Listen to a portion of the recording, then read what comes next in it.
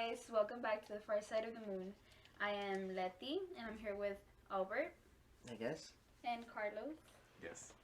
And today we're going to be talking about Raised by Wolves Season 1, Episode 4.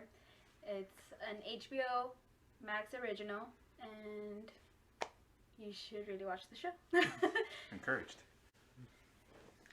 Okay, so we are going to start talking about the episode here. It is called Nature's Course.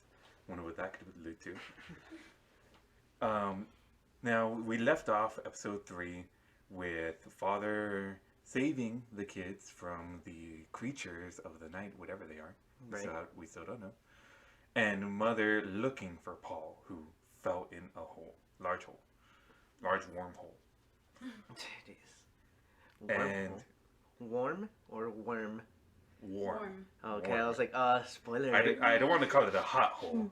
Damn. It's different raised by wolves, That's I'm right. sure. Raised by Wolves, the Pornhub original. Not sponsored, but would like to be.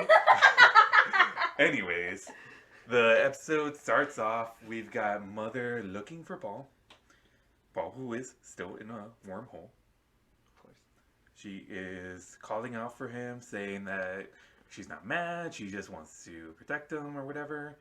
And she comes across the pods of the people who she killed in the first episode. At the end of the first episode, she, of course, crash landed the ark. the ark into the planet, killing everyone, basically. So she's walking past these pods, part of the wreckage, and then it cuts to, here we got Paul in the wormhole, hanging on for dear life. But really concerned with his rat, he starts crawling up to it. The branch breaks, and now he's falling. Mother finally hears him, and she goes to save him. Does it Superman style, where she catches him midair and makes him go to sleep. Guys, I just wanna make sure once again. I want to state the fact that I feel super bad when we see an animal die. And I'm pretty sure this is the rat that fell into that super wormhole. I'm not going to worry about the rat in the wormhole, personally. No. I felt really bad because that was his pet. That was something also that his father gave him, and that he doesn't know if he's going to see his father again. So it meant something to him. Oh, yes, it definitely meant something to him, and I could see why he would feel bad. But I'm not affected by it, because I know it's a living creature in real life, but insofar as the story so far, it's just been a prop. Mouse has just been a prop. Yeah. And we've even been calling it a rat. It's a That's mouse. true. His name is Mouse. His name is Mouse. Yeah. What's it called? By the way, I know Mother's a necromancer, so she's able to hear and fly super fast. But for the sake of the story, I'll buy it. I just thought it was, she's been listening and looking for him, and then out of nowhere, she just finds him and gets to save him. I thought it was just a little bit quick. A little bit plot convenient. Yeah. That's fine. That's fine. Not just that, but is it just me, or did she kind of look down to see where the rat was, or she was just curious to see what was at the bottom of the super wormhole? Like, she was curious about the... Oh, after she caught Paul, After right? she caught Paul, Yeah, like she she looks looks down, down. like she glances. Now, was she looking for that little... Well, I guess mouse? it's just to show us, the audience, what What's the down bottom there? of the hole may look like. And we don't even get to see the bottom of the hole. It just keeps on going endlessly. Yeah. Yeah. Then she just looks up and she just flies back up with Paul. I did, for a moment, did think that she was kind of trying to save the mouse, but obviously she's not fast. Or not fast enough to save the mouse. Not worth it, personally. Not worth Yeah. it. But, okay. Yeah, well, she cared more about the child Paul. more than the mouse. Possible child of prophecy, man. And we'll talk about that in we'll the talk time. about that. All in due time. And the episode cuts to the opening, the introduction. I do actually want to point out right now, since I forgot to say, we are actually all caught up at the same moment right now. Right. I know we've made a point to say that I'm a little further ahead than everyone else. But at this point now, Albert and Lety have caught up. So we are all at the same point. Cool. Thankfully. Alright. Introduction cuts, and now we have the Mithraic people on the crusade to save the children now. And His Eminency, I don't even know his fucking name. I don't know if it matters. Eminence.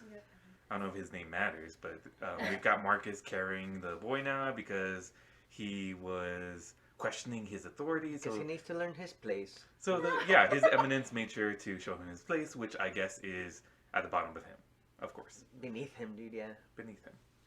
Both You practically see, and literally. You kind of see him struggle though, like your eminence is like, oh, put me down, and Marcus is like, oh, this guy, like he wants to like resist. Show authority. Yeah. Or no, Marcus wants to like like rebel against it. And Alright, so the episode goes on, and we find the Mithric people staring at a shape here. I don't even know how to describe it. I want to call it pyramid-like, but really we looked this up. It looks to be a dodecahedron. Right. And or a pentagonal shape, a 3D pentagonal shape, where each side of this giant monument is a pentagon, which is relevant to the Mithric mysteries, apparently. Right, apparently. Because I haven't read the scriptures myself, of course. I haven't had the privilege. But everyone comes up on this thing, they're all staring on it with awe and like, oh wow, this thing in this barren land where they've just been walking in the desert. They find this object and they're all like, oh, this is very nice. This is the 5 sides of whatever the fuck. And they put their hands on it and like, oh, it's warm. And they all start praying to it, where they see it as a sign from Soul that they're going the right way, I guess. Yeah, like where they're there with they're at the point where they're supposed to be, I guess, in this time in their journey. I feel like that's kind of to them like a reassurance that Soul is here, and this is the point where we're here, and he's making himself known to us by sending us something like this, I guess. Mm-hmm. Even though they just bumped into it, but I mean, yeah. I don't want to get into I don't want to affect anyone's religion, but religious people do see almost everything as a sign, and this is the middle of nowhere, and there's a giant. Well, Soul is everywhere, so jot that down. Jot that down, ladies and gentlemen. Alright, scene cuts to Mother, who has Paul in her hands, still asleep, coming back into the compound that they have, putting him on the bed. He looks very tired. I do want to make a point here that Campion is wearing a hood in this episode. I don't think that this is in every episode, but I want to point it out here, because I think it may be a continuity problem where the actor may have cut his hair. But we don't really get to see it in this episode, so I don't know if it's continuity goof, but it may be. The hood doesn't, I mean, everyone else is in the cold, so he's the only one that's bundled up. It's kind of strange. Nepotism. Now, I just want to jump back a little bit more, where they were all the Mithric soldiers were in front of this rock, or sign of Soul, if you will. Yeah. Everyone starts getting on their knees and praying to their god, except for Marcus, Sue and Caleb, or Marcus and Mary, right? No. It's Caleb and Mary and Sue and Marcus. Okay, cool. Right. Sorry about that. And everyone starts kneeling except kind of them. And I don't know if you guys noticed in that scene, but the android does pick that up. Yeah. The Eminence's main android, the one that had a twin, or not a twin, but they were like sisters, whatever. Okay, she does notice that.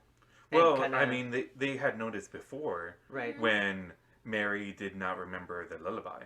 That comes later on. That comes later on. In this episode. My bad. It's okay. It's alright. Continuity problems. Lety, cut that out. Well, in that scene right there, they do make it like kind of obvious to us now that hey, these people are onto them. Yeah. Like, why aren't they kneeling down? Why aren't they respecting Soul? And Mary catches onto that and kind of like, kind of shoves. She kind of shoves Marcus and is like, oh well. Marcus is tired of their shit and he like rolls his eyes and he like bends down to pray, but he just really doesn't want to follow this guy. Well, in that scene, it seems more like Marcus is really interested in what's going on with this object they found, because it is warm to the touch, and that's strange. I don't know many rocks that are warm to the touch. Well, I mean, go outside right now, put your hand on a rock, Carlos. It's gonna be hot as hell, man. Maybe. To be determined. We'll come back. We'll come back to that, guys. Alright, so we done with that scene? Yes. Oh, when Mother goes into the room to put Paul on the bed, Campion does try to talk to her, but Mother, obviously, like, Campion has done a lot of stuff, and this time he put the kids in danger. So Mother is she just ignores him. I mean, I think kind of deserving. Yeah, if you're I think asking me. finally, honestly, like, Campion has been really rude these past. I guess he was trying to, because at that scene, I know exactly what scene you're talking about. He, Campion starts talking up Father. Yeah, trying to defend Father. It's like, oh, he was doing everything he could. Oh, he protected us. Boom. And she doesn't even want to hear it. Walks away. She walks away in the middle of the sentence. Yeah. Not what an android should be doing, by the way. Just completely blowing off, like, what you're supposed to be there taking care of. Or a mother, right? Or a mother, Yeah. yeah, that's right. I mean, my mom does blow me off, guys. Whenever I don't behave. We'll see how this affects Albert. My emotional state's out of whack, dude. Alright, and so Mother is going out. She's going to look for Father.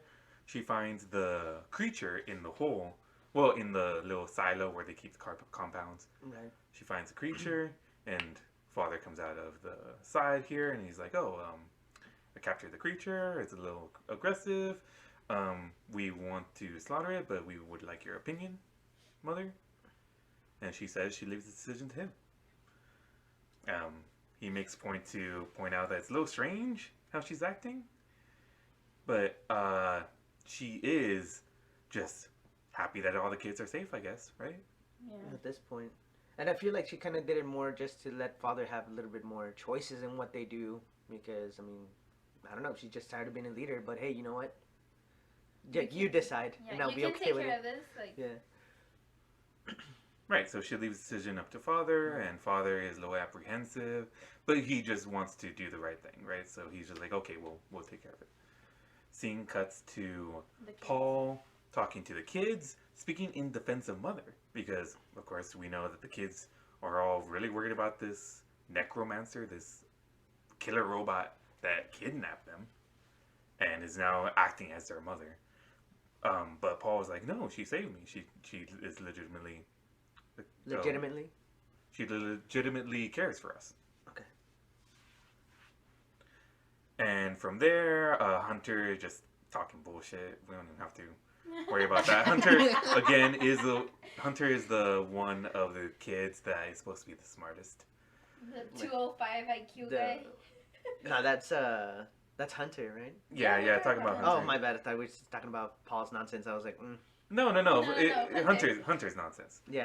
Paul's the one that's speaking in defense of Mother. Hunter's like, oh, no, don't listen to that. She's just an android. She's pretending or lying. And it's like, shut the fuck up, Hunter. Yeah. At this point, look at your high ass out cute out of here. At this point, you kind of see finally Campion and Hunter kind of have a little a little bromance, or what are you no. talking about? Like he tells Hunter that he's been a coward. When other times, every time they have a conversation, it's like, oh, you're right. Mother would do this and do that. Like, he agrees with Hunter. So at this point, like, he finally, like, he's trusting his parents again, and he's like, you acted like a coward except for Vita. Vita is the little Asian girl that in the previous episode, while everyone was praying, she kept her eyes open, and when she saw something, she threw a rock at it. Yeah, to try to protect the girl. Yeah. So Campion's defending the mother from Hunter's nonsense. Yeah, I don't even know how to describe it. It's just him being worried, right? But also being a little what's the word I'm looking for? Prejudiced to androids, I guess. Yeah. And of course, when he's calling her mother, Campion's calling the robot mother. Hunter pushes back. It's like, oh, you shouldn't say that. You're disrespecting your real parents when you say that. It's like, well, Campion doesn't have any real parents. Yeah.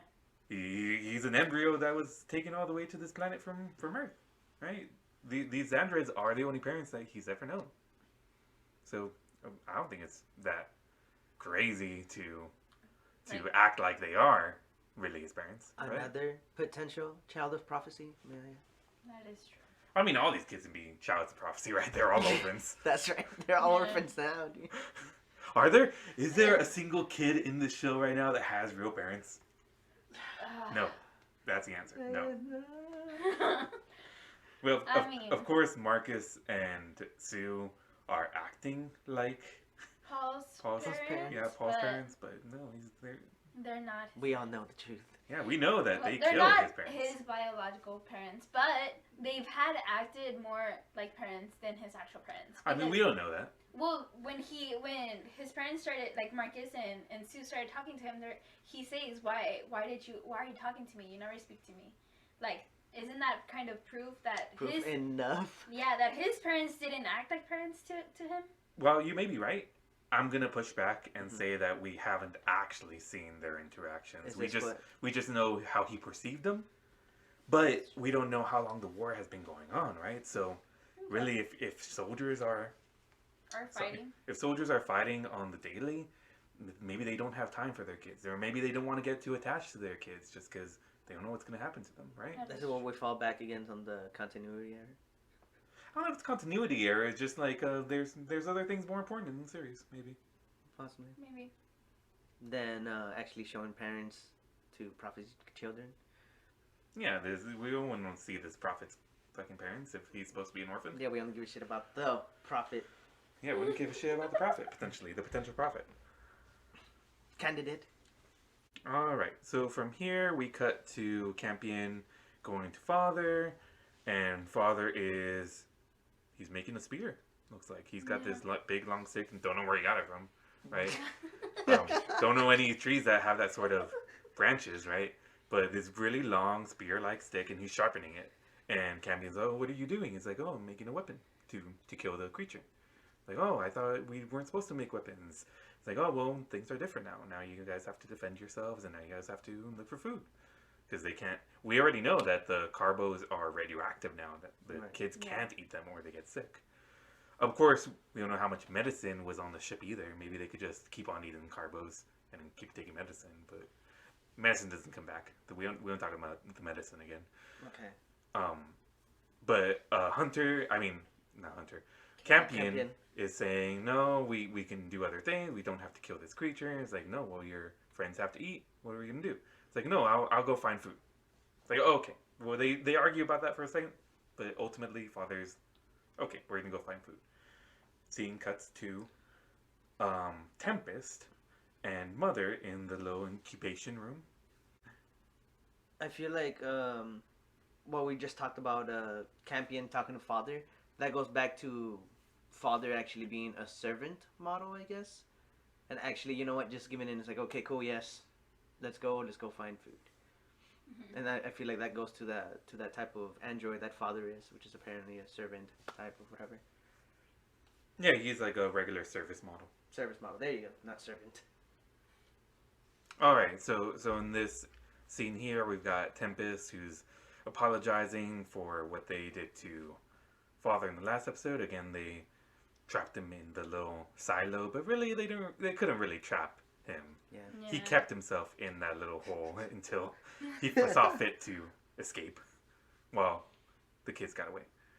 But so Mother's like, oh well, no, don't worry about Father. He's fine. But I'm sorry, I really don't remember what's going on. That's okay. Mother starts to kind of melt the pendants that they had, the kids. And Tempest is like, I thought you got rid of those. And she was like, I like to recycle things. And we see her use the power that she's used before, that it's ice, but this time it's hot, and she melts down. Like she kind of like blows, right? Yeah, she blows out. I guess heat. I guess heat. That melts the pendants. Mm-hmm. And she starts making, like, she starts playing, and it looks gooey. It looks like slime. Right. And I like to point out that, I mean, those things are made out of metal, and she feels absolutely nothing with her fingertips. She's just kind of forming something in her hands. And Tempest does point out at this point, like, don't you wish that Father was as strong as you are? Mm-hmm. I kind of like that, how she's kind of making her question herself, or their abilities to be. Well, they're just having a back and forth, right? Yeah. At the same time, she's just saying, oh, well, I just think he's feeling inadequate because now I have more power. By just the nature of her being a necromancer, she's way more powerful than anything on this planet. And Tempest pushes back, like, oh, well, is there anything that father can do that you can't do? And she makes a point to say, he can be amusing at times. He makes jokes. Yeah. So that is something that father can do, right? Yeah.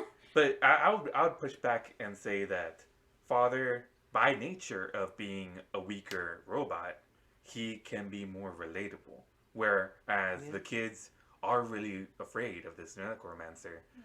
Father is actually able to get closer to these kids just by the nature of being useless, kind of. Well, not useless, but he's just looking after them, right? So Yeah. they talk to him and they see him more as an equal than they see mother, right? Yeah. I guess that's why there's a little bit more pushback on father when it comes to basically anything. They kind of question him, not really. And I guess we go back in episode where father's telling that joke to Hunter, and he just like, oh, okay, cool, I'm gonna leave you alone now, you weak ass service model. I swear. Someone doesn't like jokes. His IQ's too high for Yeah, that. he's too high for that. Not high enough, maybe. High IQ. We'll make sure we're talking about the high IQ.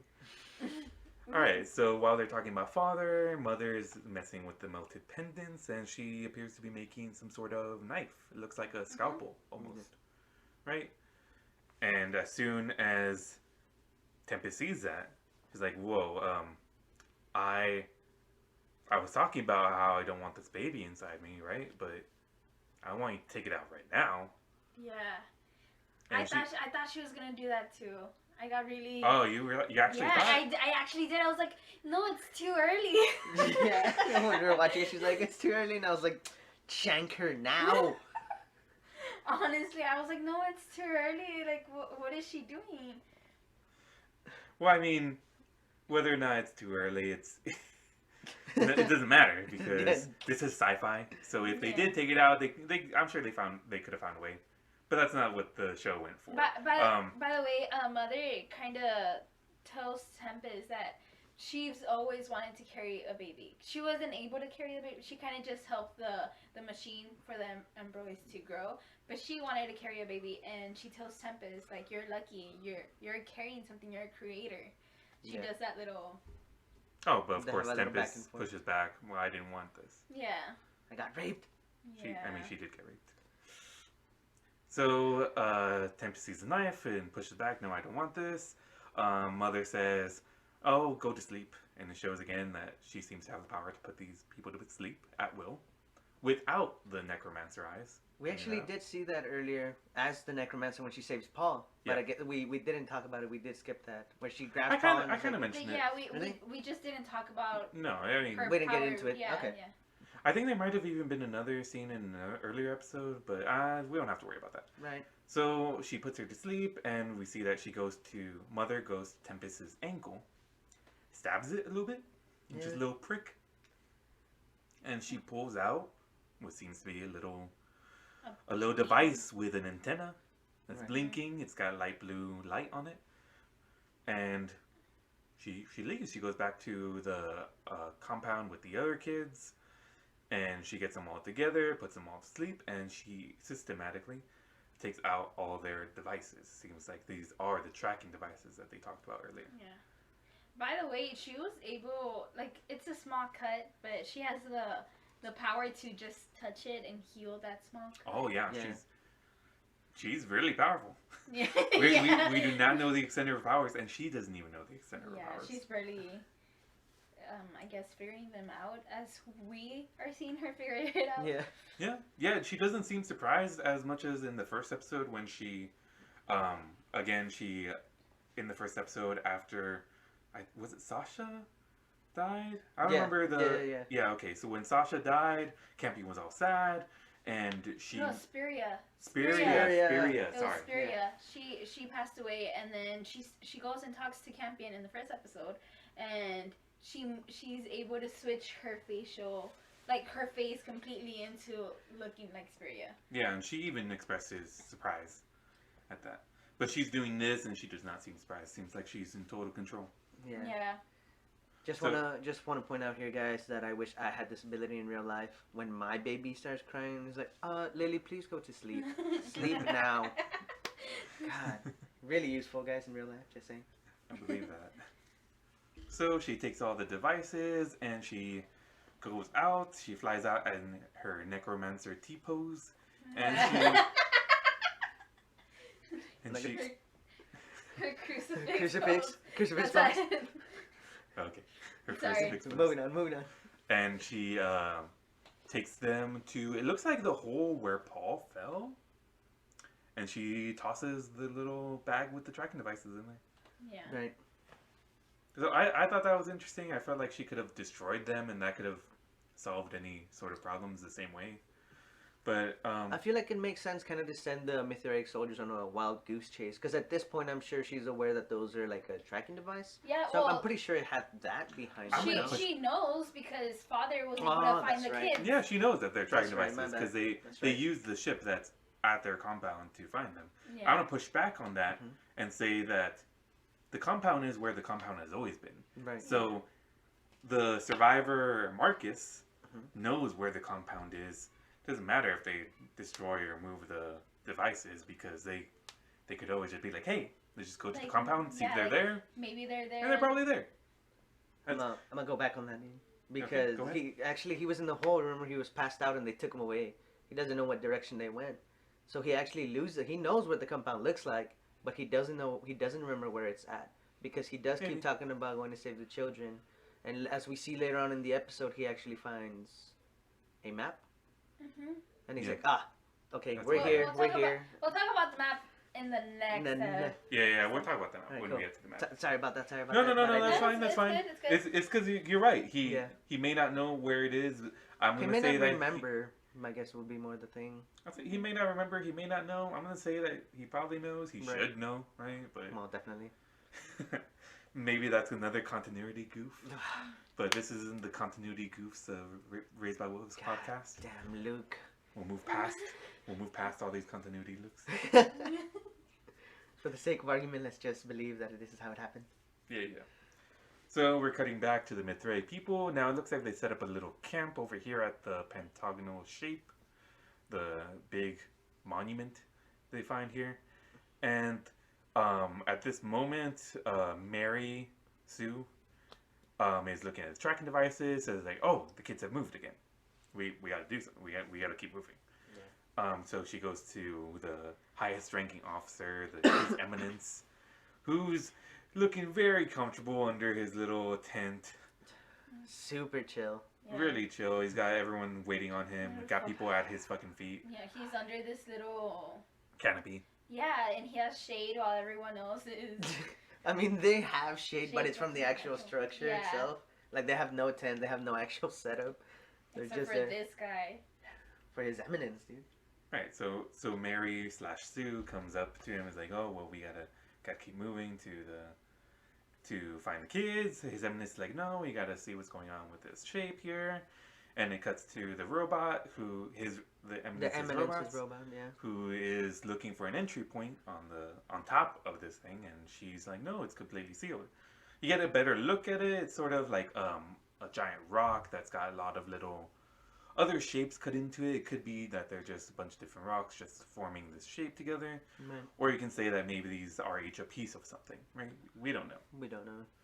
Do you think it's kind of something to do maybe volcanic because of the way it kind of looks on the outside? It does kind of look like Yeah, not it gives charcoal, off but warm. like when lava kind of dries up. Yeah, it just looks it does a look like giant volcanic rock, right? Right. It looks exactly like that, but I mean it's way too precise on the cuts and the shapes that it has. Yeah. So I do understand how they talk about, oh, this is Soul's influence or this is Soul send it to us, because you guys are obviously not looking at it right now.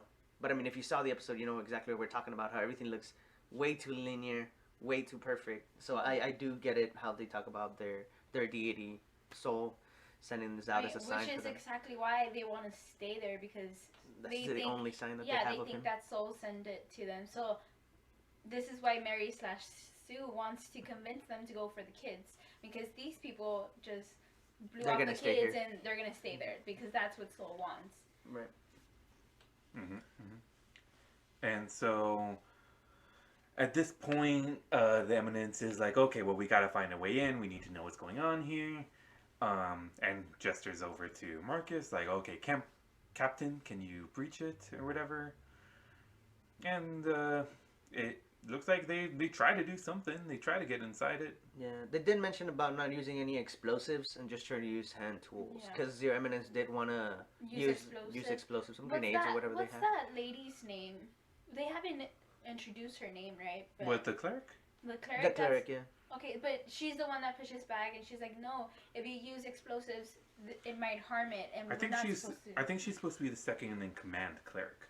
Okay. Where in this organization, the clerics are the ones that are in charge of government. I'm assuming, because they look down on all the soldiers. Yeah. They really do. Man. So from here we cut back over to Campion and Father, where Campion's looking for food with Father, and he finds like this little rock. He lifts the rock. There's little bits of something underneath, and he's like, "Okay, check this." Father puts it in his hand. He takes it and bites it. He looks like he's eating it, chewing it.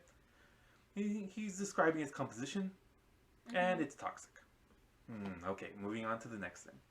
They're on the road, and they're looking at a tree now. And Campion's trying to get at what's at the top of this tree. And he's throwing, looks like rocks at the tree. He actually tries. He's like, "Oh, Father, can you help me up?" And then Father is like, "Well, if I help you up, how can you survive when I'm not here?" How is this a viable food source of income? Yeah. Or So that's why Campion starts throwing rocks to it to be able to get whatever's on top of this looking tree, desert. I don't know. Yeah, he throws a rock. The first rock actually misses and hits Father on the other side of the tree. What an asshole. What a dickhead, Campion. I'm pretty sure it was actually just thrown at Father. Didn't even aim at the tree, just aimed at Father's face. Like, you didn't help me up. Throws another rock, and he gets it this time. It looks like a little bundle of nuts. It looks like acorns or something. Yeah, little acorns. Like acorns from this tree. Makes sense. A tree having acorns. Father eats one, and it's like, okay, well, it's got some source of nutrition. Maybe viable. Edible. Yeah, so they take it with them. I'm like, okay, well, we're gonna test it out. We're gonna test it out. Because they actually seem to have a ship that will, in their fuel line, check to see the composition of I something. thought that was a little too convenient, but Yeah, I mean, right. I'm buying it. I'm buying it. Yeah, for the sake of the show, I'll buy it. You can buy it. I might buy it on sale. Black Friday deals.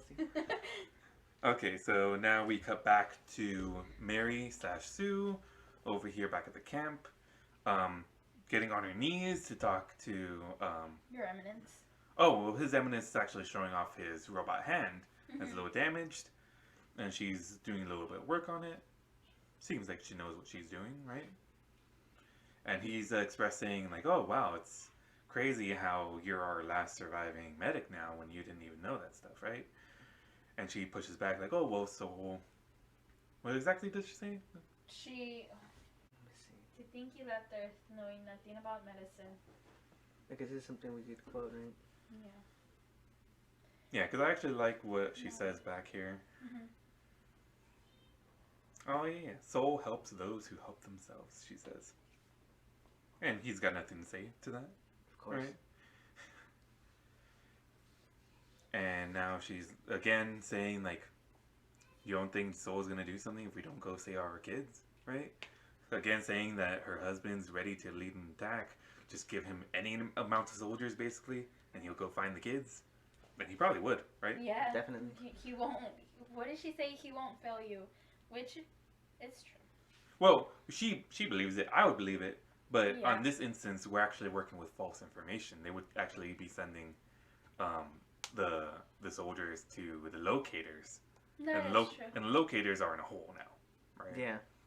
So it's actually the right decision not to make it, but they have no way of knowing. And at this point, His Eminence responds by quoting something, and I actually want to read this out if you guys don't mind. The sun is sunk, the shadowy night is reigning in your room. We pray to Soul, his saving light, to guide us through the gloom. A nice little rhyme there. And Caressing her cheek, dude. he touches her cheek, which is a little weird. and waits for a response from her. And she doesn't say anything. He says, "You don't know it." She doesn't know it. She's legitimately baffled. And she's like, "Okay, well, is it from the scriptures? I haven't read the scriptures, right? That's just for you clerics, right?" And he responds, Yes. with a little pause in between. A little asshole pause. A little asshole pause. A little asshole confirmation pause that I know what you are. Tight butthole pause. Cutting back to. Sorry. Go ahead. I'm a big fan of Marcus, so I think he would have played this off, and Mary/Sue was kind of a little taken aback, and you could see it in her face. Mm-hmm. So, but that's just me being a fan. You guys take your own. Being a fan of Marcus. Being a fan of Marcus.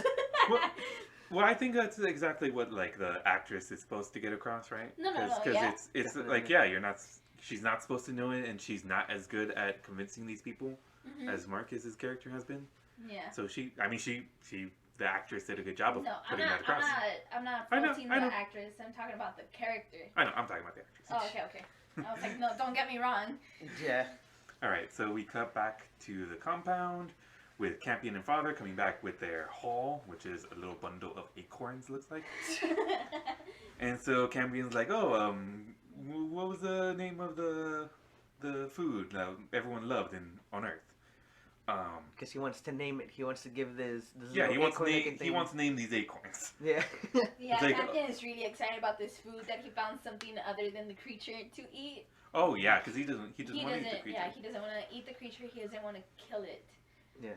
So Father says like, "Oh well, the most popular food." Oh. Sorry. Going back to it, the reason he doesn't want to kill the creature is because Paul explains how Mouse, which died in the first scene, dies. Like that's the end for his soul, I guess.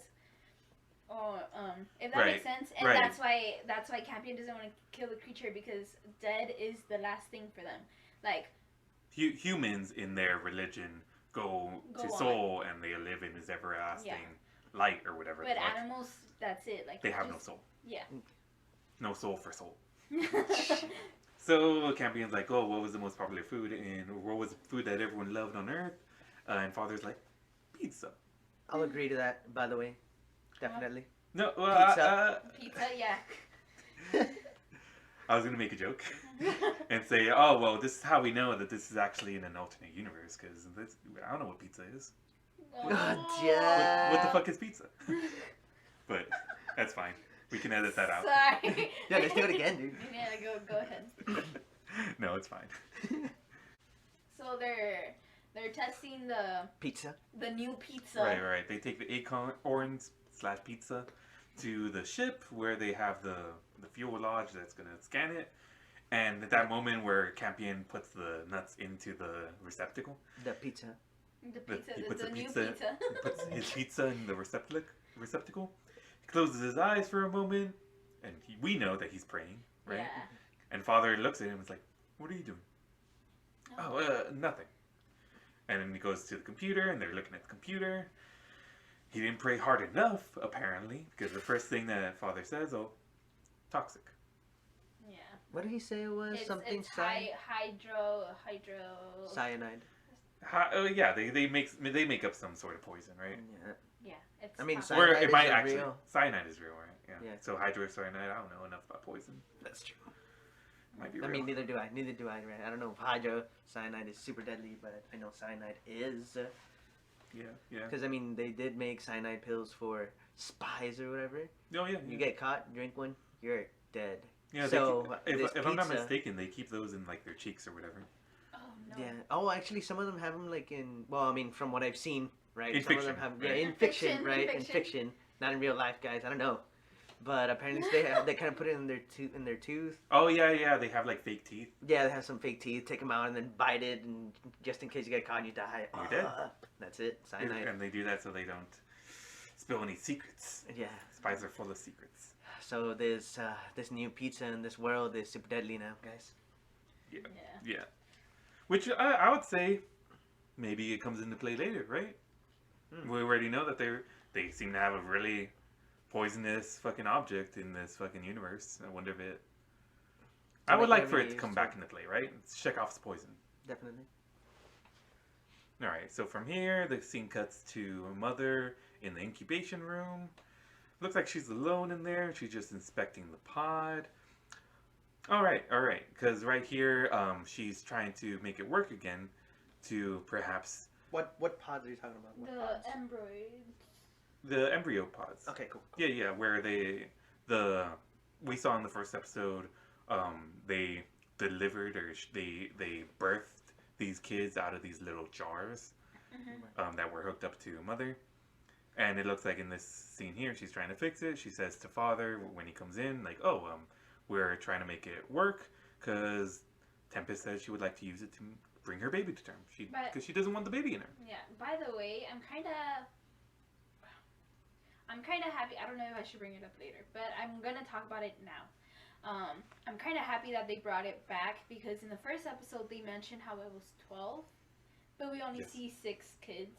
Right. Oh well, they definitely get into that, right? Yeah. And now they're showing the 6 other pods. the 6 other pods. Yeah. So father comes in. He's asking if she's gonna strip her for parts. And again, mother says that she's gonna try to use it to bring or fashion it in a way so that Tempest can use it to get the fetus out of her, basically. Get the fetus out of her, and but protect it so that it can still be born or become a baby because it's still. Yeah, that's political now. I'm not going to get any further. Here we go. Super sensitive topics, but this is what's happening in the show. Yeah, and at this point, father pushes back and says, like, "Oh, well, should we really disrupt the natural order? Like, the old Earth saying goes, let nature run its course." Mother pushes back instantly, without missing a beat, says, "Nature has no course." And I would say, like, yeah, on this planet, the humans are not supposed to be here. The humans are supposed to die here. Everything on this planet has been trying to kill them since they got here. Planet, what is it? 22... Kepler 22b. Kepler 22b. I was going to say Templar. Oh, damn. Tempest 22b. So, at this point, mother is asking, like, okay, what'd you do with the creature? It's like, okay, well, we're gonna kill it. Okay, well, should I do it now? And father is, like, a little taken back, like, no, I'm gonna handle this, mother. I need to be useful, she says. Like, okay, well. It just makes me feel really, really not sorry for father, but like I just want him to know that he's not just useless because he has helped the kids, but he completely feels useless because mother has all these powers that he can't help it but compare himself to mother. So like I feel like that's kind of interesting at this point. Like father's becoming a little bit more self-aware of his role and how, you know what, mother could do everything that I'm doing. Like, do I really need to be here? Which is faster. Yeah, which is kind of weird because I mean he's supposed to be an android. He's supposed to be just kind of a service model. He's not supposed to have thoughts. Exactly, he's not supposed to be thinking that way, which is interesting. Which I think that's very interesting. I like that a lot. Yeah. So from there, father is like, no, I've got to be the one to take care of this. I need to be useful. But yeah, we're gonna slaughter it. And mother pauses for a moment and says, okay, well, just make sure Campion doesn't see it. Yeah, Campion has a lot of empathy. I think that's what she uses. Yeah, it says that it will pain him. You know as well as I do that that his sense of empathy is highly pronounced, quote unquote. Father pushes back, says, yes.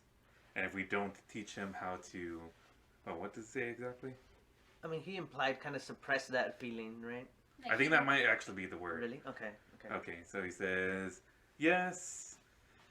And if we don't teach him how to mitigate those feelings, it will surely get him killed. And I will say, totally. Yeah. And I'm going to go as far to say as not just towards the creatures, right? To other humans. You really don't know who you're going to trust, right? Yeah. Yeah, because nothing is convenient at all anymore. Yeah. You're starting from zero. There's no, oh guys, well, I'm just going to drive here. No. Someone has something that you don't have on this planet, or maybe even created something that's convenient. It's like you're going to have to trade anything that you have for it or try to build it on your own. But at this point, we go back to even before medieval times, obviously, because nothing is simple anymore. Mm-hmm. By the way, a great example of how innocent Campion is at the same time is when going back further when Campion gives Hunter the cloth, and Hunter's being like a little sarcastic shithead, and then Campion's like, "Oh, you're very welcome." that little, like, he was super innocent. Fucking Hunter with his negative Nancy attitude. I kind of want to go back to the discussion Albert was just saying about you really don't know what about people and if they might want to take something from you. I'm not even gonna say that. You really don't even know what people are gonna be like in any scenario, just because there are a lot of crazy people out there. True. That you can be killed in this world for a perceived insult. You don't even have to insult someone. You could just like be walking around, look at someone thinks you looked at them the wrong way. If they have the power and the willingness to do so, they could really hurt you, right? Yeah, especially because Campion's now dealing with people that have seen other stuff. They were born in Earth. They were here a good while, and Campion's only lived in that planet. He doesn't know anything else. He's really trusting. Yeah, so he really trusts us. And I mean, we already know, like, from the way that these well, I'll just point out Hunter again. Hunter is an asshole. Negative Nancy. And I mean, Negative Nancy Hunter. I feel like at any point Hunter could just be like, okay, well, yeah, like we've got to get back to the humans, right? Like, if this kid's gonna get in my way, what am I gonna do about it, right? That's right. And Hunter is just so trusting, we really don't know how he would react. He really does need to be taught to mitigate the feeling of... Campion. Yeah, Campion really has to learn to mitigate the feeling of not wanting to hurt something. It's the empathy that may be too much. Which, in reality, might not be a bad thing, right? Because we're all empathetic. We all want to work out together. It's just... We all understand that there's a fact of life that not everyone wants to work the same way. The thing about Campion, he's just a little bit too naive. That's the thing. Like, it's good to have empathy and stuff. Yeah. But I guess it has to be like a balance. You have to see the good and the bad in people. Not just always be so trusting. You're right. Yeah. Okay, moving on. Scene cuts to looks like Mithraic camp. Yeah, back to the Mithraic camp at night where they're all really cold. We already know the planet is very cold at night. And they're all huddled up against the rock, and the rock that's supposed to be warm. Well, it is warm in this scene, I think. Yeah. Where they're all sleeping next to it, and they all look relatively comfortable. Different ranges of comfort, I'm sure. Yeah. And we see and hear we see Marcus, and we hear kind of a buzzing sound. Yeah. And then Mary's trying to cuddle with Marcus, and Marcus is like, what the fuck? Yeah, he's like scratching at his head, like there's some sort of sound that's like, oh, do you hear that? Do you hear that? To Mary, he's like, no, I don't hear anything. Don't hear anything. Louder and louder. And at this point, Marcus is shouting. He's like, you guys don't hear that? Everyone's waking up, looking at Marcus. And I want to point out that the android of His Eminence is already standing in front of them and looking right at Marcus. Yeah. So His Eminence looks over at them now and says like, he's infected by the necromancer. Of course, we don't understand what's going on with the necromancer's eyes, but we know that they're not supposed to look at them. Right. That could be something he's alluding to, right? Or some sort of stupid superstition. Yeah. That especially because Marcus has had contact with the necromancer. Maybe this is something they've seen before in the war. Right. Because he brought it up real quick. Oh my God, the necromancer infected him. It's like, whoa, they call him a ticker. There you go. That's right. They do call him a ticker. Yeah, it's like his mind's infected. He's the only one that's being super aggressive about it. Like, Your Eminence is being super aggressive, and everyone else is like, whoa, like, calm down, like, something. Yeah. Let us see. Of course, Mary/Sue is like, no, he's not a ticker. There's just something wrong with him. Because some of the soldiers were holding him down, right? Yeah. At this scene. Oh, yeah. I mean, he's acting erratic, right? Definitely.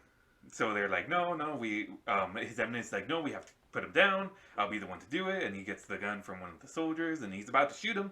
And he's like reciting some sort of prayer or something. I don't exactly know. Yeah. But then we have Lucius, who is like, wait, the one to stop His Eminence from shooting. And he seems like he knows what he's doing. He pulls out a little white bud from Marcus's ear. He's like, this is what it was. It's an earwig. It's one of ours. Oh. And that was what was making the loud noise in his head, right? Yeah. He gives it to Marcus. Yeah. And Marcus is like, okay, well, Are you trying to get rid of me? I love this. I by know. the way. I know. I keep I love this interrupting, little but I'm just getting so excited because this is why this episode is my favorite, because Marcus is gonna do like, he just looks at him and he knows that he can use this to like switch everyone against Your Eminence. Yeah. So. Well, I would push back and say that like anyone could just be like fake news, right? Like, oh, well, that's right. How do we not know that Marcus put it in his own ear? Because he knew that they wouldn't kill him. Because I mean, you could self-report, right? No Among Us reference there. For all you Among Us fans out there. So at this point, Marcus is accusing His Eminence, being like, okay, well, what's going on here? You trying to get rid of me? And of course, His Eminence is denying that. He's like, okay, well, how do you explain the earwig or whatever? And no one has anything to say about it, right? Fake news, Marcus, fake news. And Marcus is making a case to get rid of this man, saying like, oh, he's never been on the battlefield. And he treats us as the ones that have been on battlefield as expendable. He's trying to get rid of us. Right? So... Yeah. I love this scene, the way he does this little walk around Your Eminence, like, I guess, what would be the perfect word? Because I want to say that... Pacing around him? Yeah, no, but, like, the power he's using, like, I guess, like, taunting him, like, or... I feel like this is something that the actor kind of would do on his own. Yeah. Like, oh my god, improvising? It's because, I mean, obviously they all have lines, obviously, but, I mean, the way you say those lines and the way you actually make it, like, present it, there you go, yeah. the actual way you presented the line, that's completely up to you, I'm assuming.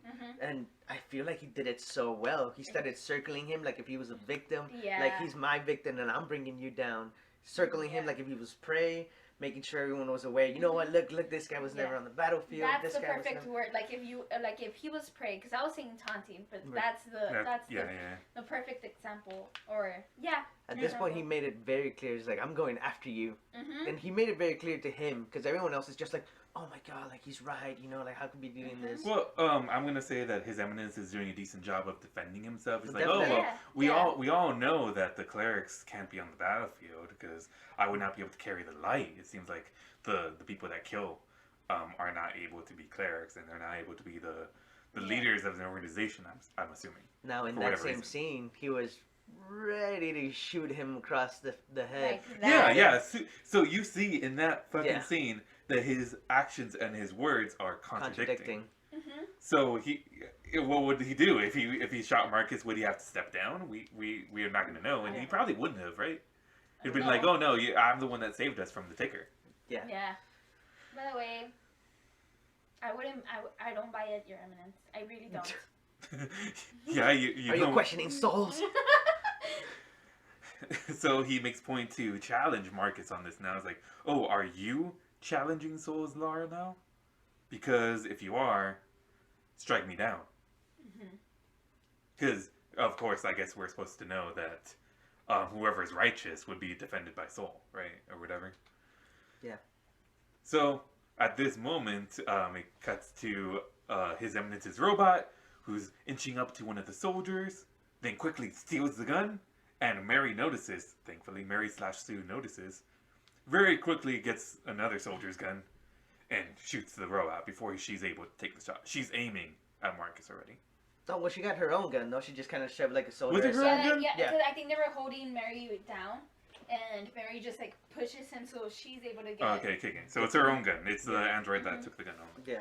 But she, as soon as she shoots the android, because everyone's surprised, no one really knew what was going on. Nobody knows, like, what to do, who to defend, who to... But she's like with one hand up, the other, the one with the gun kind of downwards, like, okay, well, I surrender or whatever. Yeah, basically. Which is what you're supposed to do in a scenario like this, by the way, in real life. And she like, quickly explains, like, she was going to shoot my husband. Exactly. In an instance of self-defense, if you do have to shoot someone, you should stand down immediately afterwards. That's exactly what you're supposed to do.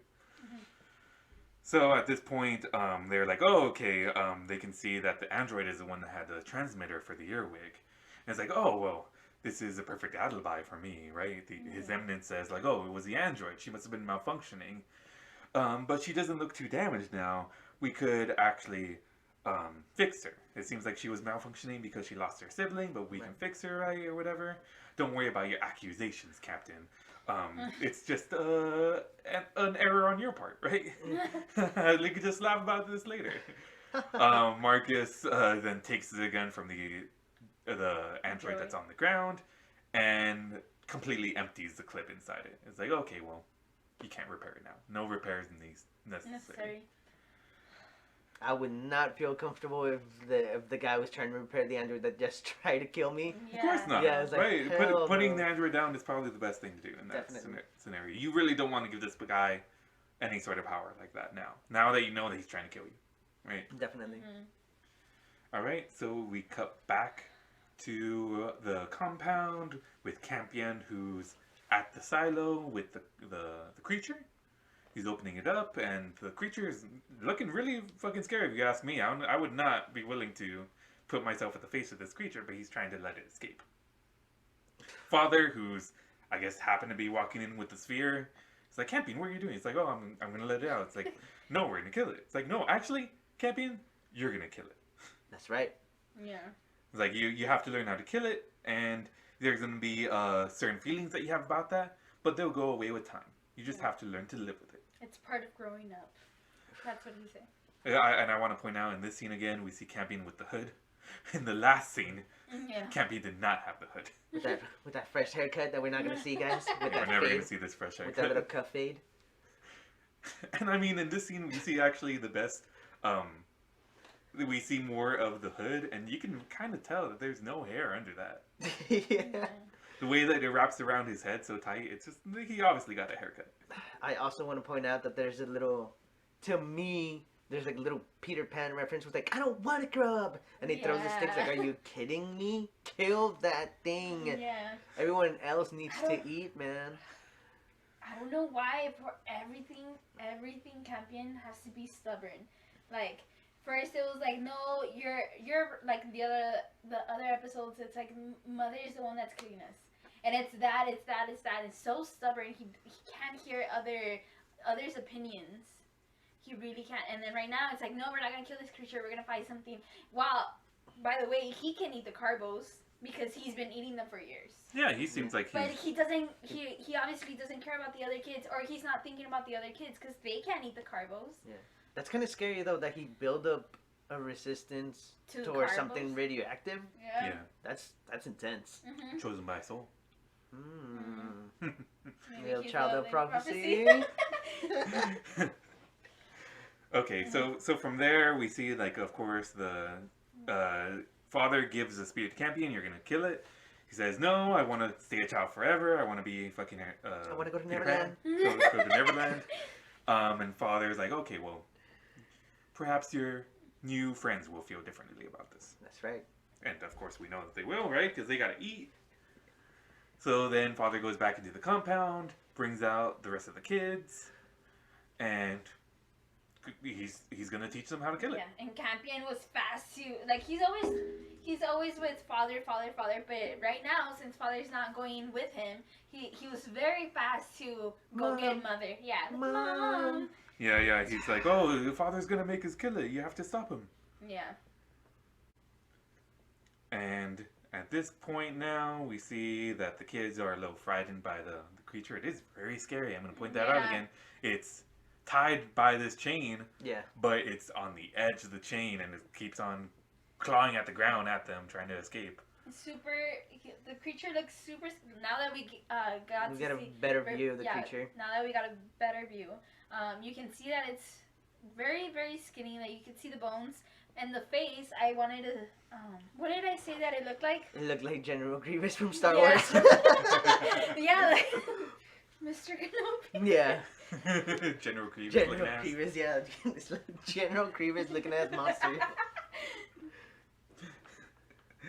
So at this point, father has the kids, and then mother comes out with Campion, and they have a little discussion. It's like, oh, well, what are you gonna do? It's like, well, we have to kill it. It's like, we're gonna teach these kids how to kill it, and you don't have to worry about this, mother, because we're not gonna involve Tempest. We know you're very worried about Tempest. Yeah. And she's like, oh, well, Campion too. He doesn't have to be involved because he can eat the carbos. And that's right, right? Like, you can argue, of course, that he doesn't have to learn how to kill because he can continue eating the plants. Right. But at this point, she has other children to worry about now, which cannot eat those carbos. Because they were all starting to get sick, remember? Which is the reason why she went to look for the medicine and in heaven. Yeah. So mother's saying like, oh, don't involve Campion. Father pushes back and says like, oh, I would also like to spare him from this, but we can't. Yeah. Yeah.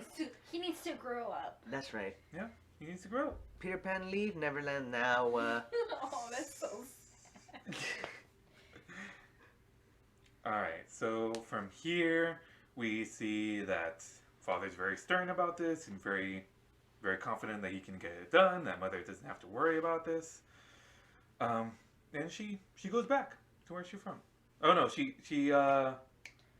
going to the pods that she saw in the beginning. Right. She's going to the pods from the beginning of the episode because she's saying that she's trying to fix the incubation thing. So yeah, she's looking for parts to fix the pod machine for the incubation or mobile lab, whatever you want to call it. Wait, yeah. It seems like you want to call it a mobile lab, so that's fine. I feel like that's what she said, Carlos. I think you're right.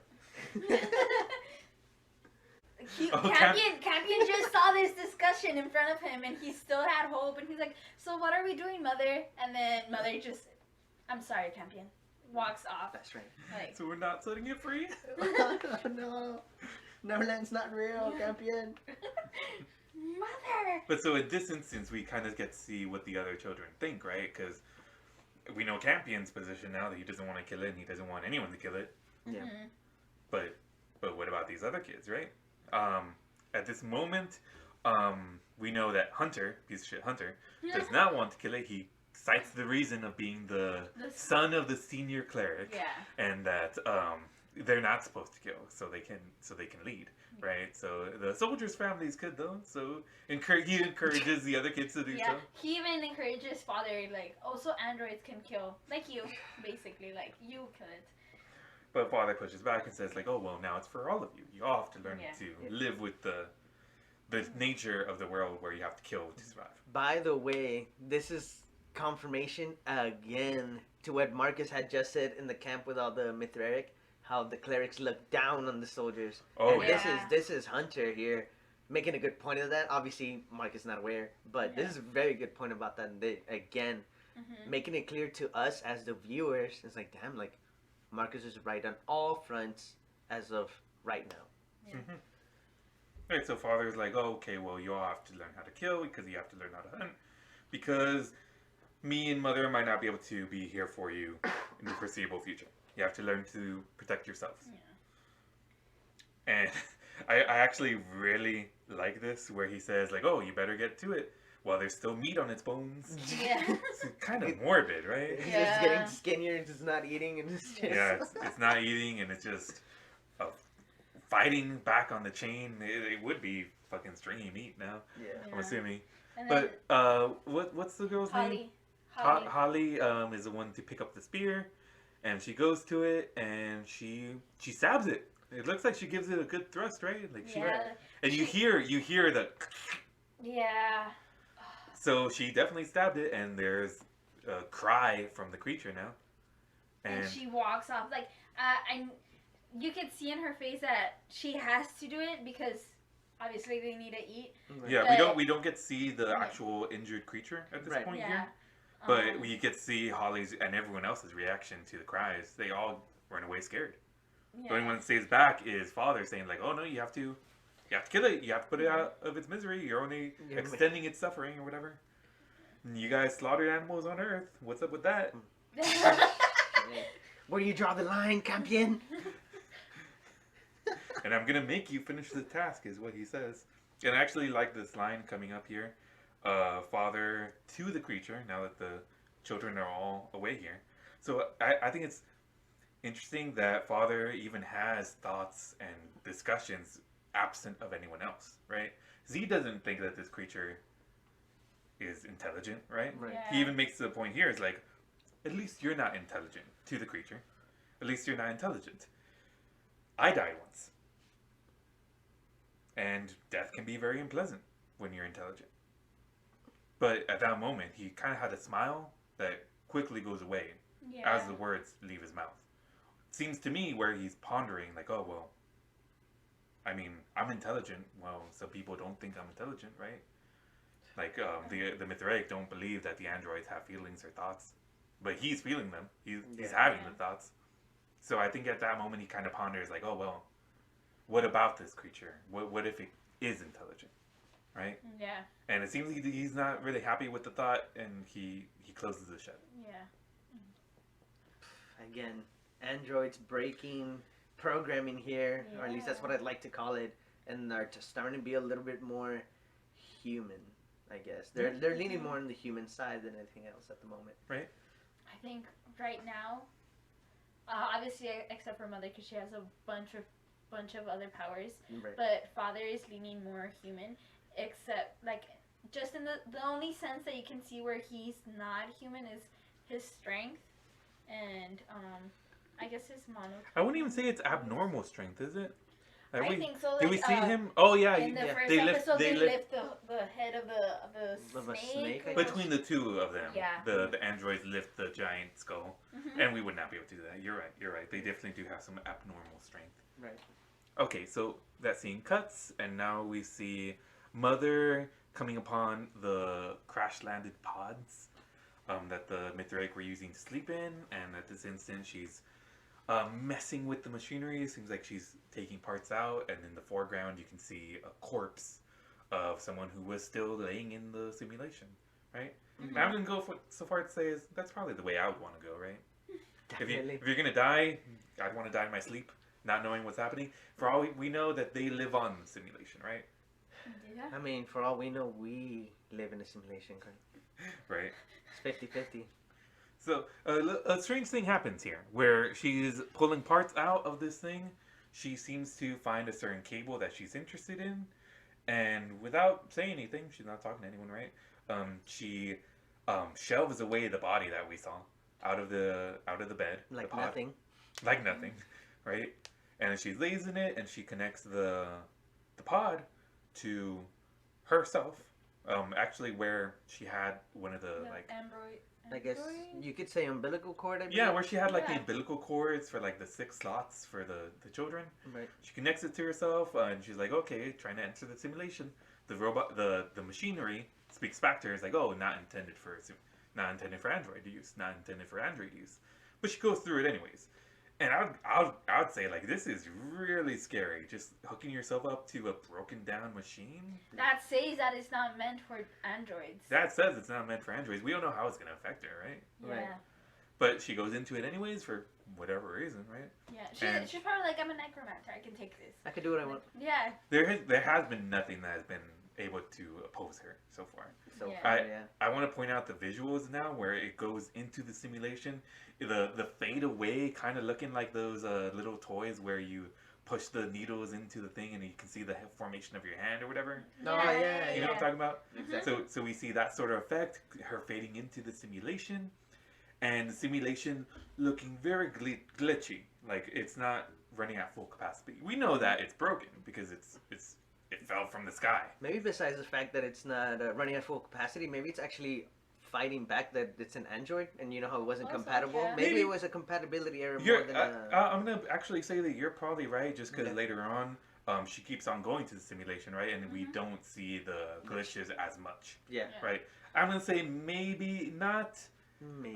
because it could also be a funding thing, where the glitching looks really fucking cool in this first scene. Maybe they don't have the money to do that for every scene in the future, right? Pretty sure Ridley Scott, as an executive producer, has the money. But you know But what? do they have the time? Time well and said. money. Because this thing was coming out during the pandemic, and I'm sure they were trying to pump it out as quickly as they can. They were coming out with these episodes two every week at the time of release. Now, are we going to excuse the continuity errors because of that? I don't even know if it's continuity error, right? No, Well, but not the this, not other- this. the I'm talking other about the continu- past ones. Oh, yeah, no, we definitely don't excuse continuity errors. That's right? Just because they wanted to come out with it during COVID, just to get everyone watching it, that didn't even fucking work, right? Because no one fucking watched it. I mean, shit, we watched it. We're watching it. We watched it, and hopefully our viewers watched it. I want to remind you, nobody at the far side of the moon. Mr. Nobody. Okay, so just talking a bit again about the glitching. Right. I wanted to sort of describe it for people that might not have seen it or maybe won't see it. Definitely. Each part of the simulation is glitching in different instances, and that's why I really like it. Usually when you see in a show where they show and I'm using air quotes now, glitches, they have the same effect filtering through the whole screen. But in this instance, where it's a simulation, you see the different spots, the different spots, and the different shapes in the simulation glitching out in different ways. Yeah, squares, stripes, static. Yeah, where even the thing that's not glitching at the most, Mother in the simulation now, she's still glitching out of sync with everything else. That's the word I'm looking for, where everything is glitching out of sync. And from there, Mother sees a monk. Really, the monk doesn't really matter. He's just on repeat, saying the same thing over again. We will pray, we will worship, and we will atone for the sins we committed on earth. And when we reach the promised land, Soul will reward us. Now, she said all of that not, I guess not together. She was glitching throughout the whole thing, repeating a couple things and going back and forth. I think it was the guy. Well, the guy's saying the same thing over and over again. Right, whatever. And she's just coming up to him, like if he was real, sort of tries to touch him, and it looks like she is able to touch him, but they're all glitching. Everything's kind of glitching. And now she just walks past him into what looks like a glitched wall. She walks past it, and now she's in a memory, right? We're supposed to assume. Right. Where she's in the white cloth that all the Mithraic were using in the simulation. She sees herself in the background, coming up to her, and she sees her past self walk past her, and I thought this was a little weird that she gasped as she walked past herself. And but I mean, I guess this is the android a little bit more on the human side, no? I feel like we go back to that's that. True. Yeah, I feel like we go back to that, and she's showing a little bit more reactions to things that she wouldn't react to. Because when she first noticed that the creature was actually locked in the what were they called? Silo? In the silo. Okay. She looked in, and the creature is like charging or whatever, and she had zero reaction to it. Mm-hmm. But I guess this is where we see Mother a little bit more on the human side, that she's breaking out a program. Or maybe it's just the pod getting her human side, not the android. That's true. Okay. It could also be the pod affecting her own state. Yeah. And we might see more of that in the future, right? Definitely. Now, and the scene that we were at, what you were talking about, is actually a memory of her in the actual camp. Yeah. It's not no longer in the she's in the compound. Yeah, in the compound. It's it looks like it's her walking from the main little house that they have on the compound towards the incubation room. Definitely. And that's where she walks through herself and she gasps. Right. So now we see the scene from inside the incubation room where it's Mother confronting Campion, and she's distraught at this point. She's angry and saying like, okay, well, what are you doing here? Because Campion's over the little pod thing that she was repairing it earlier in this episode, right? So we know now that this is the scene where she finds out that the pod that they were using has been broken. Yeah. And she's accusing Campion of it because he's the one standing over. He's like, oh, I told you kids never to play with this equipment. Mm-hmm. It's the pods with the other 6 androids that they had gone to. Yeah, she even says, I told you. She is mad at Campion. She shows like frustration that we have not seen up until this moment. Right. Where she's so mad, and Campion is so concerned for his mother. It's like, no, I can help. I can help fix this. I can fix them. And she shouts at him, no, you cannot fix them. Because they're not able to be fixed. They're dead. Mm-hmm. Yeah. And dead is dead. All 6 of these embryos, when you now know that they are embryos, dead forever. And Campion has to live with that now, right? And Mother shouting at him still, get out, get out. Campion before leaving says like, oh, well, don't tell them. It's like, what? Mother's saying? Gavin and Spiria, don't tell them what they were. Mm-hmm. And she is so mad now. She screams at him, "Get out!" Get out, you murderer! Yeah, Well, she and Well, she doesn't say murder, but basically. no, yeah, I mean, because these are her kids. Yeah. She is made to feel this sort of strong Distraught. reaction. Yeah, and I guess at this point we could even call them second gen, right? Because I mean, Yeah, she- it was Yeah, supposed to be the second definitely generation, second gen. which now she never gets to see, right? She never gets the chance to take care of. And so she's still mad. You can see it in her face. She Mhm. walks out of the little hut, and she's looking out at Campion, who's walking away, and she's confronted by Spiria and Gavin, who says, "Oh, don't be mad at Campion. He didn't do anything wrong. It was me and Gavin. We are the ones that melted the snowballs." She's like, "What? Snowballs?" And she looks like she's genuinely she doesn't know what the fuck he's talking about. Yeah. Next scene, we have Campion walking with Mother, who's carrying a little box. We're supposed to assume these are the embryos in this box. Mhm. Right. And she's questioning him, like, why didn't you tell the other two what these were?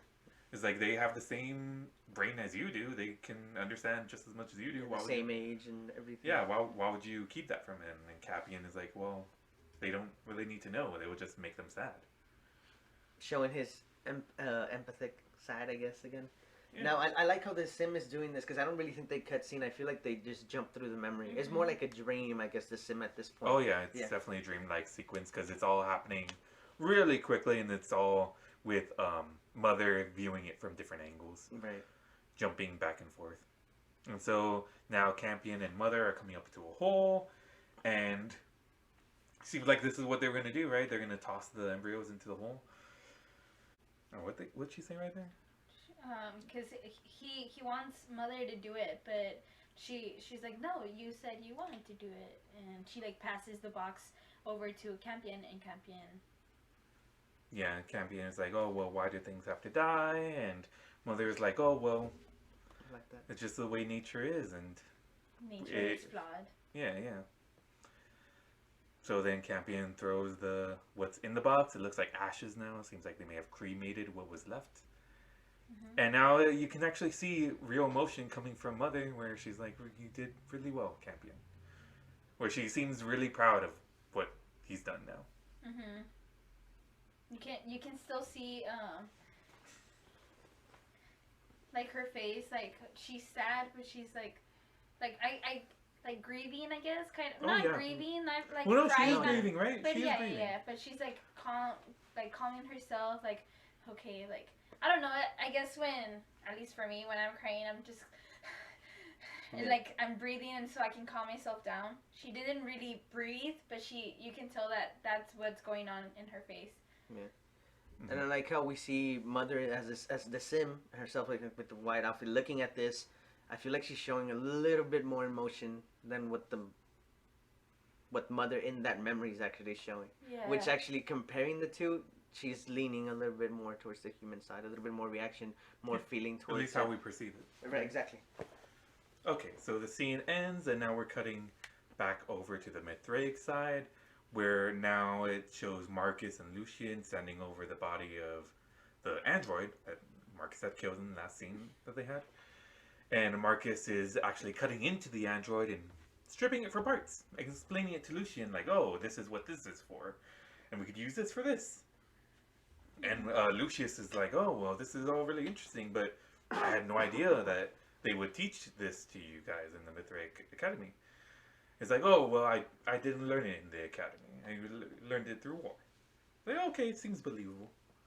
We see Lucius kneeling down to Marcus and getting close to him, sort of hushed tones, saying, oh, I feel Ambrose ordered the android to do what she did, to try to kill you. And then Marcus replying, there's some of us that fear that he's lost his faith. And without missing a beat, Lucius says, I sense that too.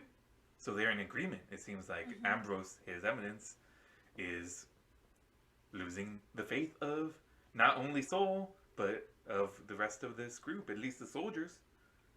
Definitely. Of course, he was gonna start with the soldiers first, because he did make a good point to the soldiers, letting them know or making them aware that hey, like this guy looks down on us, and we're all Well, they're supposed to be equals, right? Like right. they're all human, and at Yeah. this point, their organization really, I would say, doesn't it doesn't value. What's the word I'm trying to say? It don't mean jack shit Well said. because Well said. because this all they have to do now is just try to live, right? Yeah. I would say religion is not even the third or fourth thing that's most important. The most important thing is trying to live. The second most important thing is trying to get the kids back. Yeah. Because the kids are the next generation, and if they cannot secure the next generation, human race is dead. Yeah, They yeah. are, Especially because they're the only ones alive, and as far as we know. Yeah, and especially if you want to keep the religion going, Yeah. you have to carry these people on. Okay, so then we see Mary/Sue coming up to them and kind of nudging Lucius, like, "Oh, hey, can I talk to you for a minute?" It's like, "Okay, these lines from the scripture," and she's reciting the thing that Ambrose told her. It's like, "Oh, Raining in your room. yeah, raining in your room, blah blah, something," and Lucius actually finishes the lines like, "Oh, pray to Sol, so his saving light will guide us through the gloom." And she's like, "Oh yeah, what's up with that?" And Lucius is like, "Oh well, that's not scripture. That's a lullaby. Every Mithric child should know that." And like she's a little nervous, and she chuckles like, "Oh well, I just wanted you to say it to me. Thank you." It comforts me. Yeah, she said it.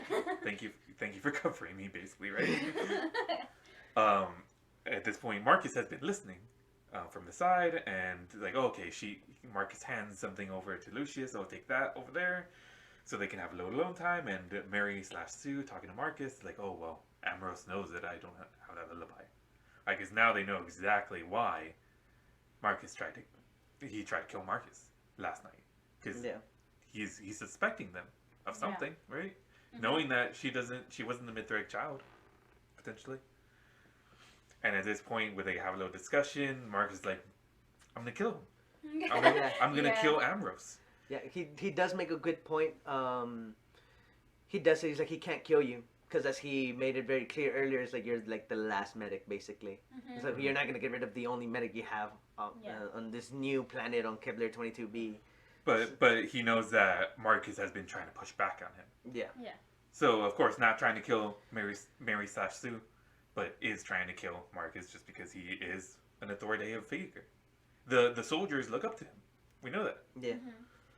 So he says that he's gonna kill him. Mary/Sue's like, no, like we can't do that. Like we have to keep our heads down or whatever. It's not a good time. It's not a good time. Honestly, at this point, I do want to be very clear. I don't think Ambrose or His Eminence is wrong, because all the stuff that he's been saying does follow the religion. He's saying basically everything from the scriptures. I just feel like he was a shit leader, and all the stuff that and how he's been reciting it and how he's been saying it just kind of implies like to him it just kind of saves his skin. Yeah. It keeps everyone under his thumb, but he's making that way too obvious. Yeah, Like, that's the thing, right? Like yeah. he's. You need. I don't even know if these he's saying people. the right things, but you can sort of tell that he's in it to just try to save his own skin.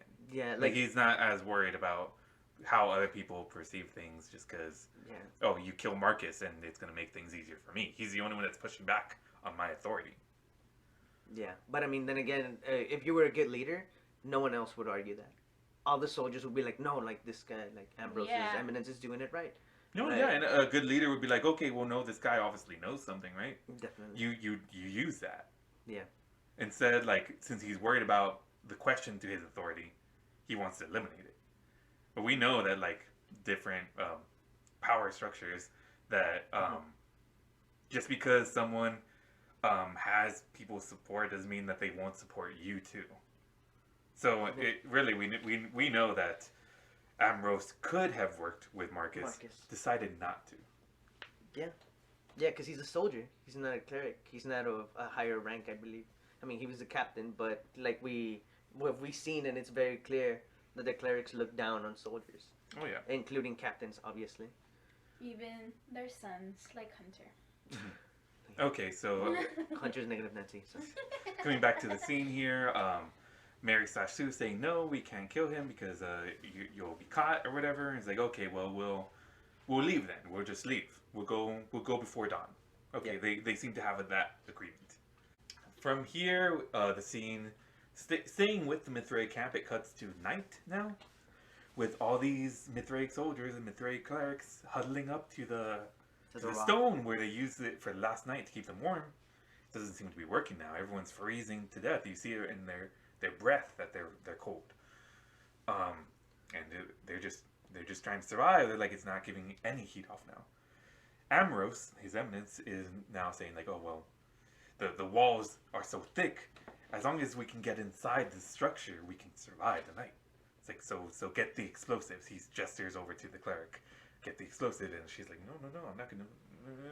And he gestures someone else, and this other soldier, I guess, actually brings over a little bit of explosive, a charge, I guess. Yeah, Are those what they're called? Yeah, an explosive charge. And His Eminence is like, okay, good, place it. It's like, and by the way, he's trying to convince them by saying he'll forgive you, but he won't do it. Like, he wants other people to do it for him. Yeah, like, I like how that cleric didn't mention it's like no, like, soul is greater than me. Yeah, like, pushing back on wanting to place it. Yeah.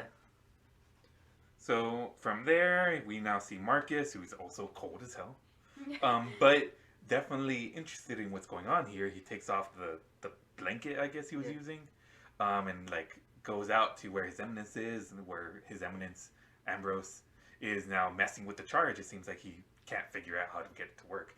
Personally, if I was me, I would not be messing with an explosive. Yeah. If I don't know what the fuck I'm doing, right?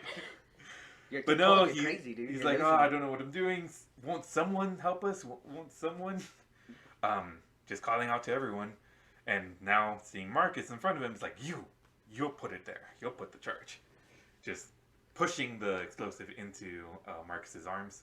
It's very dangerous. Explosive straight to his chest. He says that's in order. Like, do it now.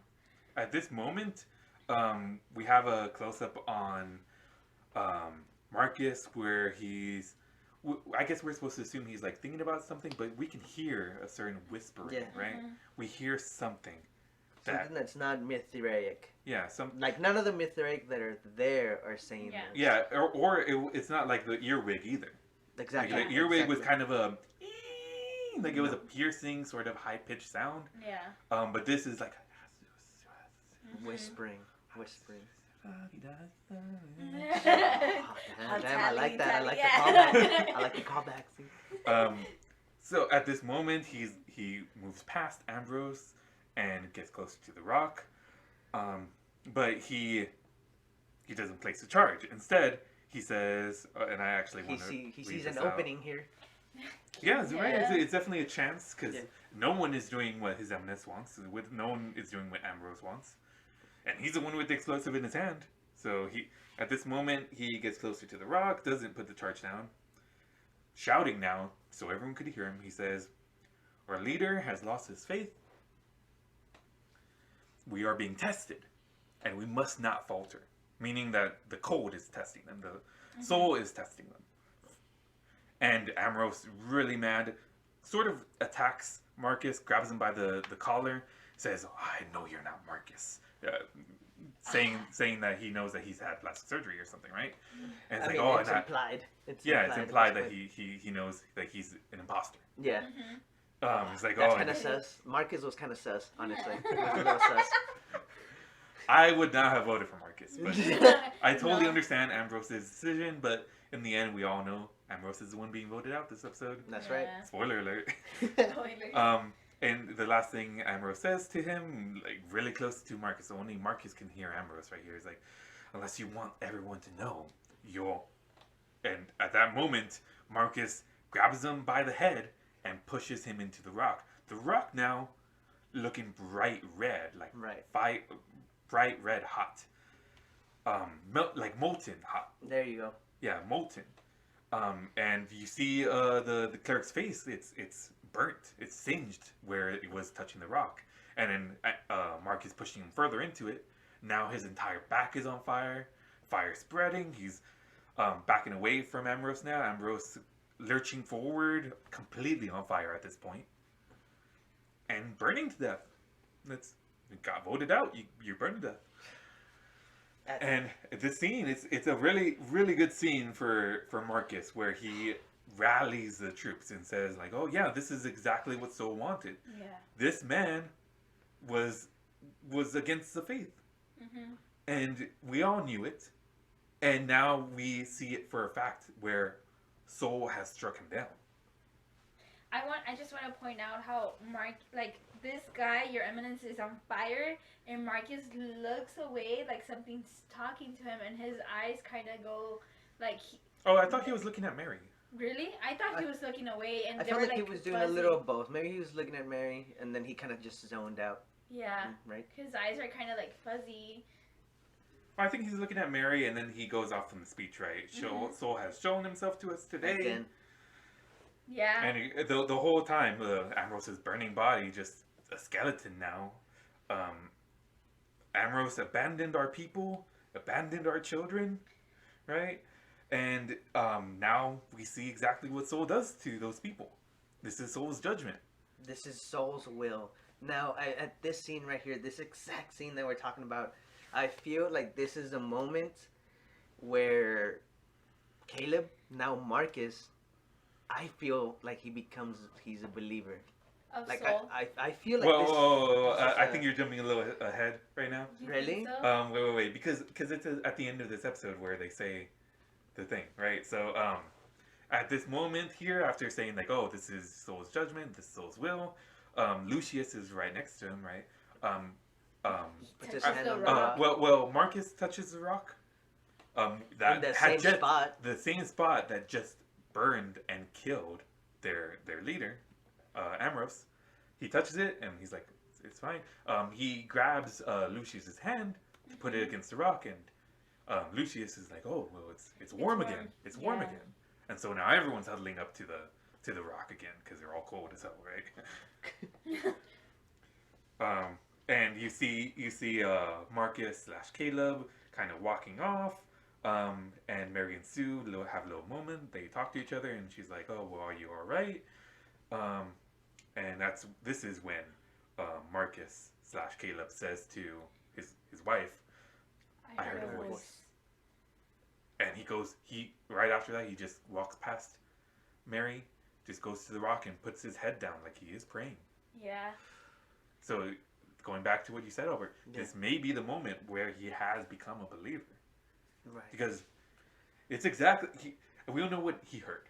We could not decipher it. But whatever it was, It convinced him. it convinced him to speak.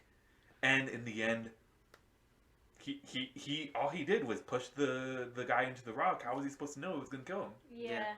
But How was he guess supposed to know that it wasn't going to kill him after touching it? Maybe Yeah. that's what we don't know, obviously, but maybe that's what the whispers told him to do. Exactly. Like push him towards the rock. Exactly. Yeah. Maybe. Or it And could then- have been a combination of things, right? Yeah, it could have been a lot of things. I think that's what we're supposed to assume when the voices are like, Yeah. where it may be multiple voices saying multiple things. He doesn't get into it. He just says, "I heard a voice," and now he may be a believer. Yeah. Maybe Sol's influence affected him. Perhaps. Now we cut back to the compound with the androids protecting these children. We've got a father walking up on the silo at night, looking into the creature, who's on the ground, groaning, dying, right? Yeah. And now he looks behind him, and Father sees a hooded figure. And we get to see what Father sees, where he looks at the person, sees the face under the hood, and it looks exactly like Tally. And it sounds just like Tally. He's like, "Father, come with me," or whatever. Yeah, I kind of wonder, nothing to do with this part, but I kind of wonder if they're gonna like tell us the names of the other kids, because we know Tally, we know Gavin, we know Spiria and Campion, but we're missing 2 kids. So I wonder if later on they'll bring them. Maybe.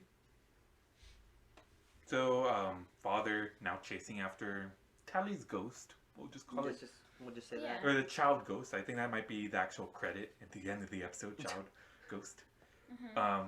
Now the scene cuts back over to Tempest. Again, Tempest is the one of the children, quote unquote children, who is pregnant with a rape baby. I think that's fair to say. Sadly, yes. And so she's there. She's alone in this little incubation hut, just thinking to herself. She looks over at the desk that they have there and sees the knife that mother left. That mother used to get out their tracker. And she picks it up and she walks away with it. Exit stage left. Scene cuts back over to the rest of the kids huddled around a little fire. We see Hunter, being the dumbass he is, trying to eat the acorns. Oh, acorns? He was trying to eat the acorns. He's trying to eat the pizza, man. He's trying to eat the pizza. And Campion, being the good soul he is, like, don't eat those, they're poisonous. And he's like, well, I'm just eating a little bit. Yeah. I'm just having a little bit of poison. Just a little bit. A little bit of cyanide. And Campion, like, I think he, like, knocks it out of his hand or whatever. Yeah. Doesn't matter. The scene ends abruptly when you hear a shout of a creature. And all the kids, they run out of the hut. And the scene cuts over to Tempest over the creature that she has just killed. And without missing a fucking beat, she's getting into it with her bare hands and eating the raw meat of this creature. Hungry as hell. She is so hungry she did this. Yeah. Right?